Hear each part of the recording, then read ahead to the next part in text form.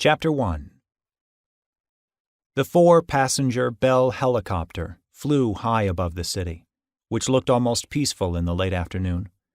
It was a beautiful sunny day, and the flight had been smooth and tranquil. An attractive woman in her mid-20s, Jackie Remus, piloted the small commercial helicopter. She was at home behind the stick, giving an innocent impression, much like a child on her bike. Flying had been her life since before she could walk. From the time she had been legal to fly, her professional life had been perfect. Flying allowed her to escape back to a time when her father spent his free days sitting alongside her high above the world. Her memories were precious. Sadly, memories were all she had anymore. A fairly handsome man in his early 40s, Governor Lyle Kempton, sat in the co-pilot seat and enjoyed the view both inside and out. He spent almost as much time gazing at his attractive air taxi pilot as he did the panoramic view of the city below. The second passenger, seated in the back, was a sturdy and unemotional man. Jackie didn't know what to make of Dexter Smith. He hadn't said a word since she'd picked up the pair back at the private airfield where she worked.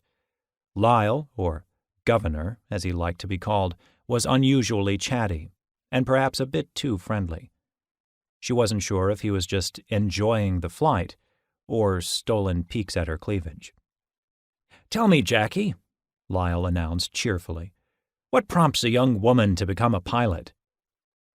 "What prompts anyone to become a pilot?" she replied with a look of humor.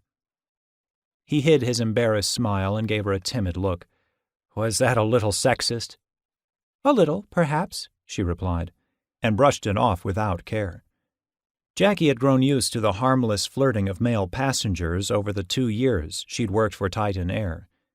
Being a military brat her entire childhood, she'd heard and seen it all. She became one of the boys at an early age, and the men in her father's platoon knew it. You didn't mess with the commander's daughter. On the other hand, being tormented mercilessly came with the territory. Jackie could take it and dish it out with the best of them. "I didn't mean to offend you." "I'm not offended," she replied, and concentrated on her flying. "My father raised me by himself. Well, him and the rest of his platoon, so I suppose it was only natural that I chose a profession worthy of a Navy SEAL's daughter." "That's fascinating, and a little intimidating," Lyle remarked, and held back his nervous laugh. "I guess your father's a bit of a badass, huh?" "He was," she announced, then hesitated while shifting uncomfortably in her seat. He died during a covert mission a few years ago." "I'm sorry." "Don't be. He died a hero, which is the way he always wanted to go," she said, then gave a nod to the tall building roof in the near distance.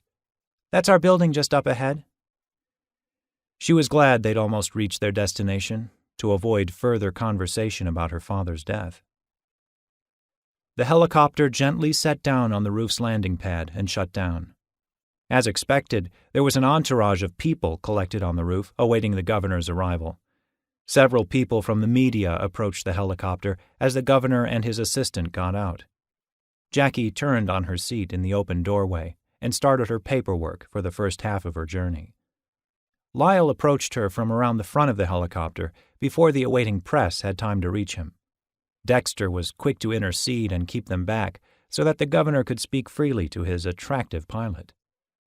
The governor laid on the charm while casually standing before her where she was seated within the helicopter. "Why don't you join us for the fundraiser at the old library?" he asked cheerfully. "We can have cocktails and get to know each other better." He extended a card with the details. With the way he'd been ogling her the entire flight, she shouldn't have been surprised by the invite, yet somehow she was. She hid her humor to the notion of someone like her at a swanky fundraiser. She hadn't met a man yet who could get her into a dress. She was a little too proud of the fact that she hadn't been caught dead in a dress since she was 5 years old. "I'm not dressed for a fundraiser," Jackie teased. "You'll be the most beautiful woman there, I guarantee it," Lyle announced with amazing sincerity.